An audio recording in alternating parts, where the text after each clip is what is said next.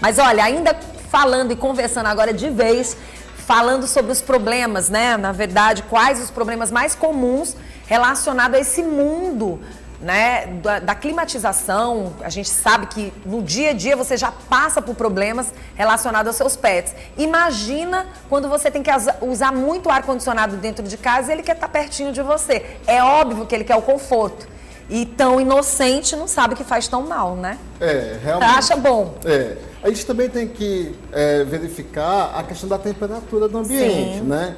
Então, se possível, o nosso tutor ele tem que ter um termômetro no ambiente para verificar se a temperatura está ideal, né? Como eu tinha falado anteriormente, a troca de temperatura desses animais, ela é diferente, né? Ela ocorre muito pela questão da respiração, então você não vê o animal suando. Então, quando está muito quente, ele busca esse ambiente mais frio.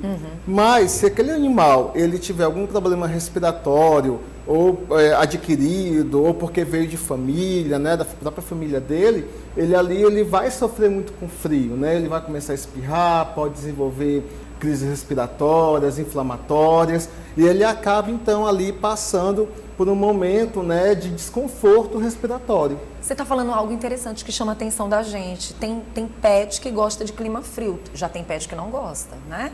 E tem pet que convive com o frio porque é uma necessidade, né? Sim. A gente percebe que tem alguns pets que eles amam o sol, tanto é que quando eles percebem um solzinho, eles querem estar lá. Às vezes você vive no habitat, né, da pessoa que está ali cuidando de você, porque é o jeito, ele não tem como falar. Mas por isso que é bom estudar também o que cada raça, né, precisa. Porque muitas vezes você leva um pet para casa e nem conhece a raça, nem conhece o histórico da raça, e você passa a viver uma situação sua e você quer que o pet viva também. Não é assim, né, doutor? Não funciona dessa maneira. Às vezes a gente percebe, por exemplo, como é que eu posso definir isso? A gente vê o animal com pelo longo e o animal com pelo curto, né? Então, o animal com pelo longo, ele tende a resistir um pouco na questão do frio.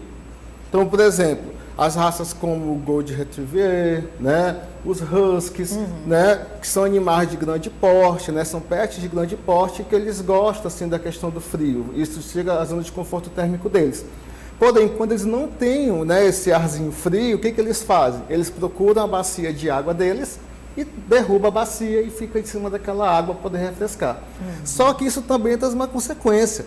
Então, o pelo fica molhado, a pele fica úmida, e aí o tutor não repara que a pele continua úmida. E aí desenvolve questões como fungos, parasitas, e prejudica a pele e o pelo do animal. E isso tudo por causa da temperatura que está incomodando o animal, e o animal procura essa fonte, né, para poder se refrescar, né, esse comportamento.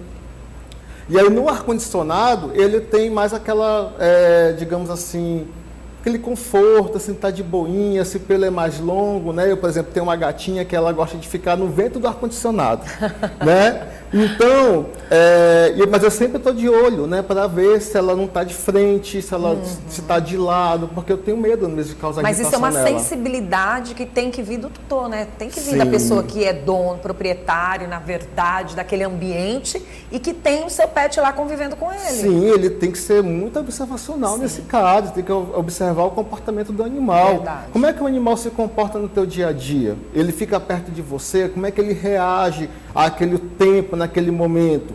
Você já parado para perguntar para si como é que é o comportamento do seu animal no tempo de chuva e no tempo seco? Sim. É uma pergunta que você tem que se fazer. Então, o animal ele vai passar vários anos com você, né? Então, você tem que ir se adaptando o local onde ele está, àquela situação, aquele tipo de comportamento que ele tem durante aquele período. Então, nós vamos falar de qualidade de vida, quais são os riscos, né? A gente tem que pensar nisso também. O que pode acontecer com esse pet? Bom, vamos lá.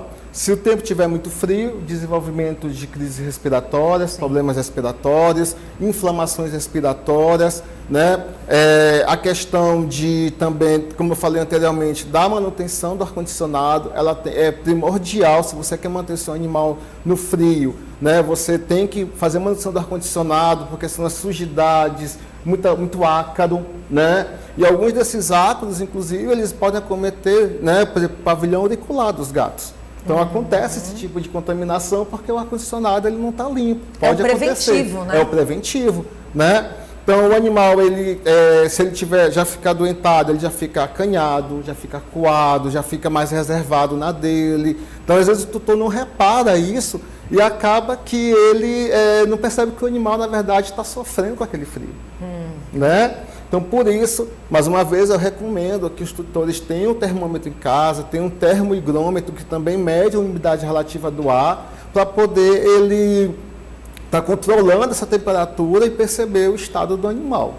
Muito bom, essas dicas são importantes, fica aí um alerta. Eu acho que poucas pessoas estavam tendo essa sensibilidade. Aí a gente traz essas informações para cá que são importantíssimas para chamar a sua atenção.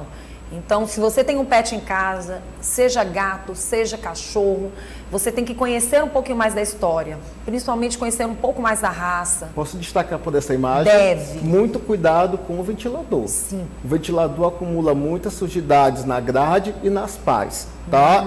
Então, é interessante que a limpeza ela ocorra de forma contínua, tá bom? E até mais fácil de ser limpar. Até mais fácil de ser limpo, né? E coloque também um umidificador no ambiente. Pronto. Tá? Perto do ventilador onde o animal ele vai estar. Se você não tem como ligar o ar-condicionado, porque realmente é um custo alto você manter o ar-condicionado ligado, você pode ter essa estratégia de botar o ventilador com o umidificador do lado para manter o ambiente úmido, né, e ventilado para esse animal. Ai, doutor, muito bom estar aqui com você para a gente bater esse papo, levar essas informações para quem está em casa. E a gente vai ficar te aguardando mais vezes aqui no programa para você estar sempre informando o nosso público. Tá bom? Você é sempre uma simpatia. E assim, já sei que você quer mandar alô, né? Eu quero primeiro dar os parabéns pelos 2 anos do Obrigada. programa, né? Maravilhoso. Eu me sinto honrado de poder participar desse momento, né? Amém. E também quero agradecer pelo convite mais uma vez. Estou disponível sempre que a casa precisar para eu tirar as dúvidas e conversar.